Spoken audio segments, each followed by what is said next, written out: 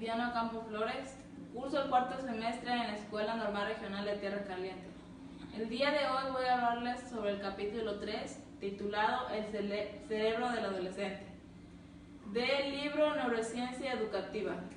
Este video es por parte del curso Neurociencia en la Adolescencia a cargo del maestro Eduardo Arias Figueroa. El primer subtema que nos habla este capítulo es cómo captar la atención de los adolescentes. En este capítulo nos menciona que captar la atención del adolescente es muy importante. ¿Por qué? Porque si ellos no nos ponen atención, definitivamente su aprendizaje que van a obtener va a ser nulo. ¿Por qué? Porque la atención del adolescente es lo primero que deben de ser importante, de ser una prioridad para los maestros. En la lectura nos mencionaba un ejemplo del doctor Berg, que entró a su clase en patines, dando vueltas por todo el salón, pero igual llevó pares de patines para que sus demás alumnos se pusieran. Cada quien que vaya terminando su turno va a seguir el otro y el otro. Esto lo hizo con el propósito de que calcularan la fuerza y la velocidad de dos masas distintas al estar todos los maestros dando vueltas por todo el salón. Pero esto no significa que los maestros debemos de hacer las clases divertidas o participativas, que deben estar todos parados, brincando y haciendo cosas para que los alumnos se puedan divertir, sino que las clases deben de ser interesantes, deben de captar la atención del alumno, llegar y hablarles de otras cosas, no llegar al tema de que vamos a hablar de esto y de esto, sino que debemos de llevar algo interesante para ellos, algo que ellos puedan captar para poner atención a la clase. Ahora hablemos del trastorno de hiperactividad y déficit de atención. Bueno, los maestros, en mi caso, cuando he realizado mis prácticas docentes, cuando llego al salón, rápido identifico a un alumno. Lo catalogo como el niño que pone desorden o el niño desmadroso. ¿Por qué? Porque estos alumnos no están quietos, sino que están molestando a sus compañeras, no quieren trabajar. Bueno, de diferentes maneras. Los podemos identificar por eso, porque no ponen atención, porque son impulsivos, tienen mucha falta de concentración.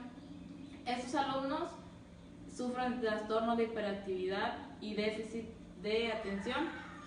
Por ejemplo, los profesores siempre escuchamos esto de ellos. Le preguntamos, ¿y tu tarea? Y nos dicen, no lo sé. Inmediatamente nos contesta con esa palabra. ¿Por qué no la hiciste? No lo sé. ¿Qué estabas haciendo ayer? No lo sé. Es como si estuviéramos literalmente hablando con una pared que al mismo tiempo está rebotando cada vez. ¿Por qué? Porque no pueden quedarse quietos y mucho menos pueden responder de manera correcta a lo que les estamos preguntando. Siempre están con no lo sé, no lo sé, no lo sé, porque no quiero, porque no. Y es una secuencia de que nos están contestando así.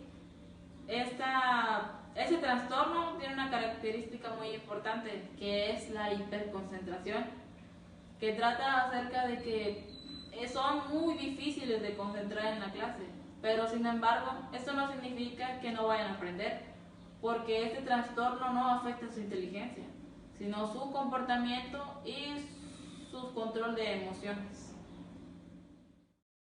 Como tercer subtítulo está cómo deshacerse de las viejas costumbres didácticas. En este subtítulo el autor plantea 10 actividades, las cuales debemos de implementar con los adolescentes para que desarrollen su habilidad de pensar. En primer número dice, pide a los alumnos que escriban un resumen de la clase. En este acto los alumnos tendrán que retomar los conocimientos que adquirieron en la clase anterior, para que así puedan realizar un buen informe. En segundo, dice, identifica similitudes y diferencias. Tercero, escriba metáforas y analogías. 4. Presenta material de forma no verbal. 5. Articula una hipótesis y comprueba su veracidad. 6. Fomenta el esfuerzo y muestra tu reconocimiento por sus logros. 7. Asigna deberes y Ponles ejercicios prácticos. 8. Facilita el aprendizaje cooperativo, que es algo muy importante. 9. Marca objetivos y brinda devoluciones. 10. Empieza y refuerza las clases con claves, preguntas y organizadores avanzados.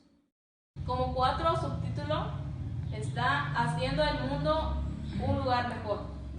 Bueno, el pensamiento no es lo único que se desarrolla en el adolescente, sino también la madurez, que consiste que el adolescente, cuando empieza a madurar, empieza a ser capaz de comprender el funcionamiento del mundo. Por ejemplo, empieza a cuidarlo, a reciclar, tomando en cuenta lo que le han enseñado en la primaria. Por ejemplo, en la primaria les enseñan que deben empezar a reciclar las cosas, que no deben de tirar basura, pero lo hacen inconscientes, solamente lo hacen porque los maestros se lo están pidiendo. Pero cuando ellos ya llegan a una etapa de madurar, empiezan a cuidar lo que los rodea. Por ejemplo, ya no tiran la basura porque les dicen, sino porque ellos están tratando de cuidar el mundo. También empiezan a reciclar las cosas, a volver a ocupar lo que es los plásticos, las bolsas y entre otros materiales. La imagen que se muestra en pantalla es un cerebro con el nombre de sus partes. Por ejemplo, se encuentra el lóbulo parental, localizado en la parte alta del cerebro, hacia la parte de atrás de cada hemisferio. Las áreas frontales y traseras de cada lóbulo cumplen funciones separadas. La parte frontal recibe mensajes provenientes de nuestros sentidos, como el dolor, la presión o la temperatura. La parte de atrás es responsable de la conciencia lógica y espacial y hace un seguimiento de donde se hallan los dedos, los pies y la cabeza en relación con el entorno. El siguiente subtítulo se llama Coordinación de los procesos cognitivos. Bueno, como lo hemos estudiado antes en secundaria o nivel medio superior, nos indica que el cerebro trabaja en coordinación con la corteza motora. Cuando la corteza decide realizar un movimiento a nivel consciente, le envía un mensaje al cerebelo. Este está conectado mediante las neuronas con todos los músculos del cuerpo. Entonces, cuando nosotros le enviamos una orden a nuestro cerebro de que queremos retener la información que estamos recibiendo en la escuela, inmediatamente él actúa. Es así como funciona la coordinación con nuestros procesos cognitivos mediante la escuela. Ahora hablemos de un feedback positivo que alimenta el aprendizaje.